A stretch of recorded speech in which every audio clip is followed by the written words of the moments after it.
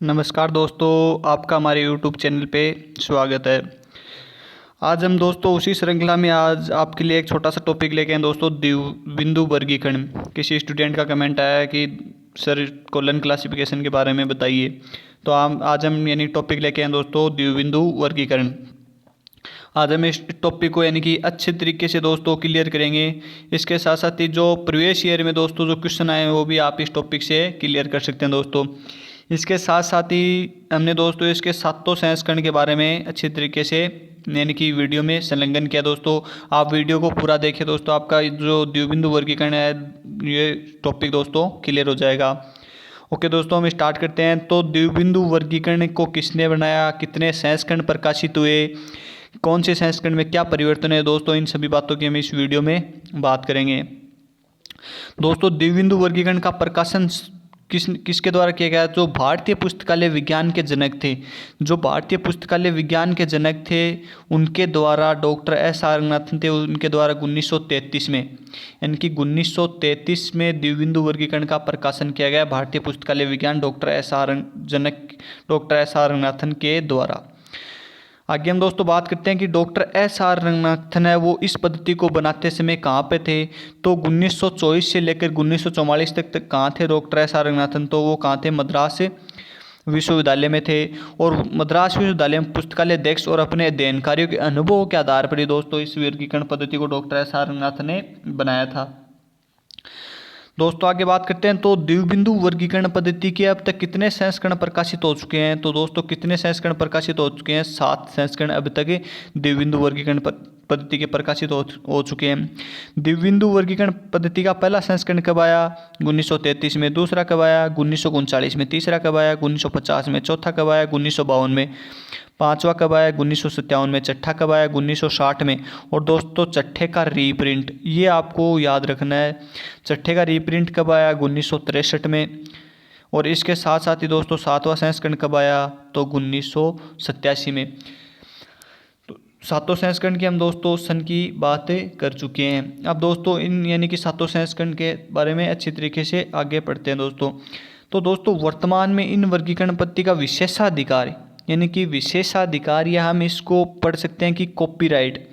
विशेषाधिकार या कॉपीराइट किसके पास है दोस्तों? सीरियल्स के पास है, यानी शारदा रंगनाथन एनवायरनमेंट या लाइब्रेरी साइंस के पास है दोस्तों। इसके बाद में हम बात करते हैं दोस्तों सीरियल्स की स्थापना कब की गई? तो 1963 में की गई थी। और किसके द्वारा की गई दोस्तों? तो वो डॉक्टर एस आर रंगनाथन के द्वारा, डॉक्टर एस आर रंगनाथन के द्वारा की गई थी। किसकी स्थापना दोस्तों? सीरियल्स की स्थापना की गई थी दोस्तों। आगे हम बात करते हैं कि पहले संस्करण की कंप्लीट तरीके से बात करते हैं दोस्तों। पहला संस्करण है कि प्रथम संस्करण 1933 में प्रकाशित किया गया था, जो कि कितने पार्ट में? 3 भागों में था दोस्तों। पहले भाग में क्या था? आधारभूत सिद्धांतों का वर्णन था, जो कुल कितना पेज में था? या 127 पृष्ठ में था। इसके बाद में हम द्वितीय भाग की बात करते हैं। तो द्वितीय भाग अनुसूची तो कितने पृष्ठों में था? 135 में। कितने पृष्ठों में था? 135 में। तीसरे की बात करते हैं दोस्तों, तो अनुक्रमणिका कितने पृष्ठों में था? 45 में। टोटल जो डॉक्टर एस आर रंगनाथन द्वारा रचित द्विबिंदु वर्गीकरण पद्धति का प्रथम संस्करण कितने पृष्ठों में आया था? तो 307 पृष्ठों में प्रकाशित हुआ था। इसके बाद में हम द्वितीय संस्करण की बात करते हैं दोस्तों। तो द्वितीय संस्करण कब प्रकाशित किया गया? तो ये प्रकाशित किया गया 1939 में। कब प्रकाशित किया गया दोस्तों? तो ये 1939 में प्रकाशित किया गया, जो कि डॉक्टर एस आर रंगनाथन की एक इम्पोर्टेंट पुस्तक है दोस्तों। ये हर एग्जाम में, किसी भी प्रकार का कोई भी एग्जाम हो लाइब्रेरी से रिलेटेड, हर बार एग्जाम में यही क्वेश्चन आता है कि प्रोलेगोमेन टू लाइब्रेरी क्लासिफिकेशन किसकी पुस्तक है? तो डॉक्टर एस आर रंगनाथन की पुस्तक है। जो द्विबिंदु वर्गीकरण पद्धति का जो दोस्तों द्वितीय संस्करण था वो किस पर आधारित था? तो डॉक्टर एस आर रंगनाथन की 1937 में रचित प्रोलेगोमेन टू लाइब्रेरी क्लासिफिकेशन पर आधारित था जो द्वितीय संस्करण। इसके साथ साथ दोस्तों जो द्विबिंदु वर्गीकरण है या सीसी है, इसका द्वितीय संस्करण में स्वपक्षीय सिद्धांतों पर आधारित है माना जाता है। इनकी जो स्वपक्षीय सिद्धांत थे उन पर आधारित है माना जाता है। इसके बाद में दोस्तों आगे हम बात करते हैं। तो जो सीसी के दूसरे संस्करण में 5 मूलभूत श्रेणियाँ थी PMEST, यानी कि PMEST उनको आधार वर्गीकरण का आधार बनाया गया था दोस्तों। और इनको लागू कब किया गया था दोस्तों, तो 1944 में। ये इंपॉर्टेंट बात है दोस्तों, यानी कि 1944 में लागू किया गया, लेकिन उनको अपनाया कब गया था, तो वो 1939 में दूसरे संस्करण में अपनाया गया था। आगे हम बात करते हैं दोस्तों कि जो सीसी है कोलन क्लासिफिकेशन, उसका हिंदी रूपांतरण पहली बार कब प्रकाशित किया गया, तो वो प्रकाशित किया गया था 1939 में। और किसके द्वारा किया गया, तो PN गॉड के द्वारा सीसी का हिंदी रूपांतरण प्रकाशित किया गया था। आगे हम बात करते हैं दोस्तों कि शिष्य का प्रथम संस्करण कितने पार्ट में आया था, 3 में। तो दूसरा कितने में आया दोस्तों, तो शिष्य का दूसरा संस्करण या द्वितीय संस्करण कितने भागों में आया था, 4 भागों में। प्रथम भाग जिसमें नियम की व्याख्या की गई थी, द्वितीय भाग जिसमें अनुक्रमणी की व्याख्या की गई थी, तृतीय भाग जिसमें अनुसूची की बात की गई थी, और चतुर्थ भाग जहाँ वर्ग संख्याओं के उदाहरण प्रस्तुत किए गए थे। दोस्तों द्वितीय भाग में वर्ग संख्याओं के उदाहरण कितने प्रस्तुत किए गए थे, तो 3000 उदाहरण प्रस्तुत किए गए थे शिष्य के द्वितीय संस्करण में। आगे हम दोस्तों तृतीय संस्करण की बात करते हैं। तो तृतीय संस्करण 1950 में प्रकाशित हुआ। कब प्रकाशित हुआ दोस्तों, 1950 में प्रकाशित हुआ। तथा इसी संस्करण में डॉक्टर एस आर रंगनाथन ने दोस्तों किसका प्रयोग किया, हाइफन तथा कोलन योजन चिन्ह, यानी कि हाइफन दोस्तों एक ऐसी रेखा होती है, उसका प्रयोग किया गया था डॉक्टर एस आर रंगनाथन द्वारा। और इसी के साथ दोस्तों किसका प्रयोग किया गया, कोलन योजन चिन्ह का, जिनको हम वीडियो के लास्ट में अच्छी तरीके से एक चार्ट के द्वारा पढ़ सकते हैं दोस्तों। आगे दोस्तों इसी संस्करण में यानी कि शिष्य के तीसरे संस्करण में ही पक्ष परिसूत्र का प्रयोग किया गया था। इंपॉर्टेंट है दोस्तों, आप इसको रट लीजिए, हर एग्जाम में क्वेश्चन पुटअप होता है कि पक्ष परिसूत्र का जनक कौन था। तो पक्ष परिसूत्र का जनक कौन था, डॉक्टर एस आर रंगनाथन पक्ष परिसूत्र का जनक था दोस्तों।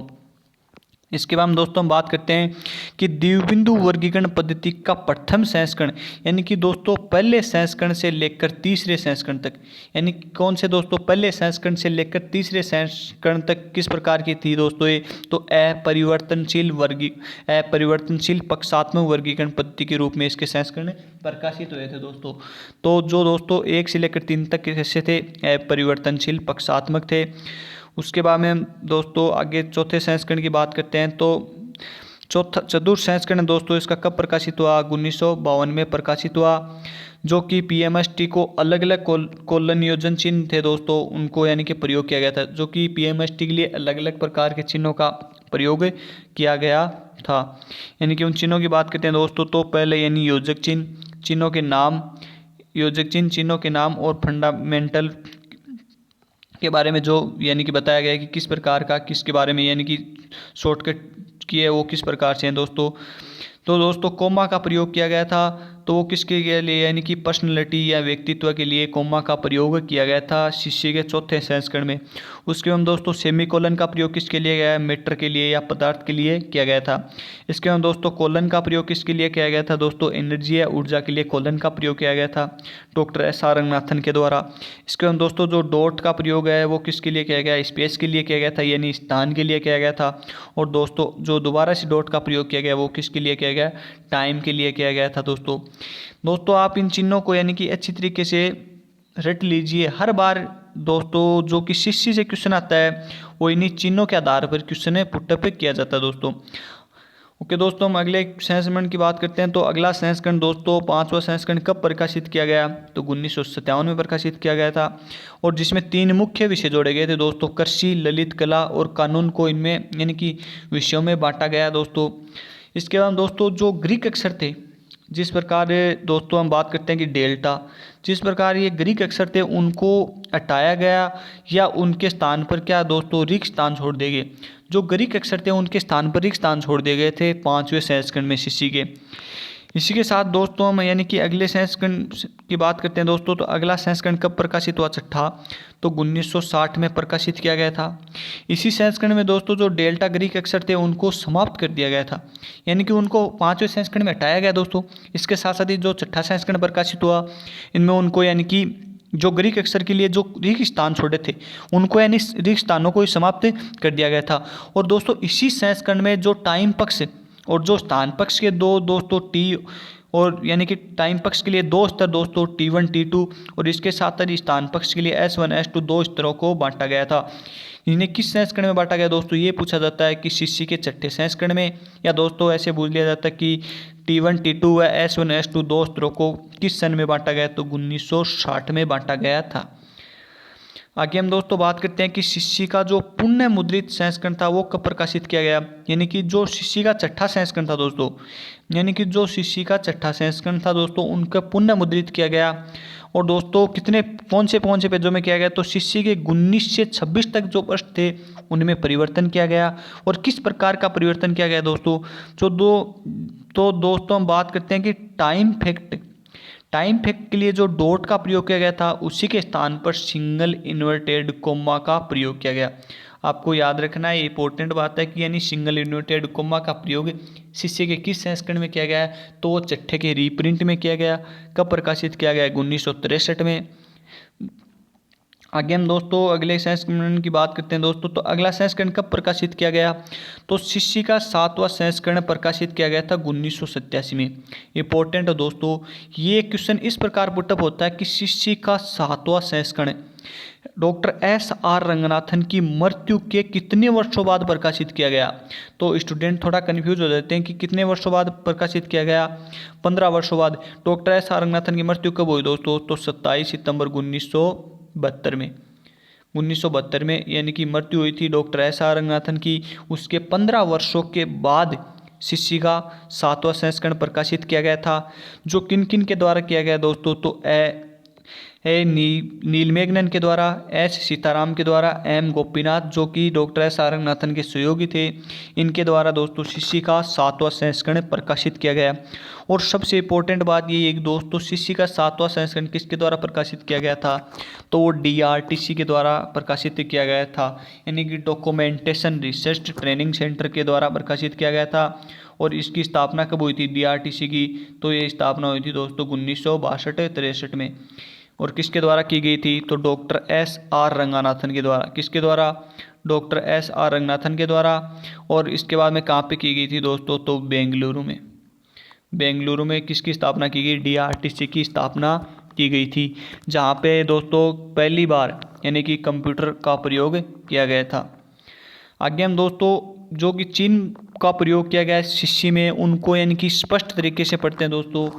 तो PMST में जो कोलन योजन चिन्ह थे PMST के, उनको हर संस्करण में दोस्तों या दोस्तों जो भी संस्करण प्रकाशित हुए उनमें अलग अलग तरीके से प्रयोग किया गया।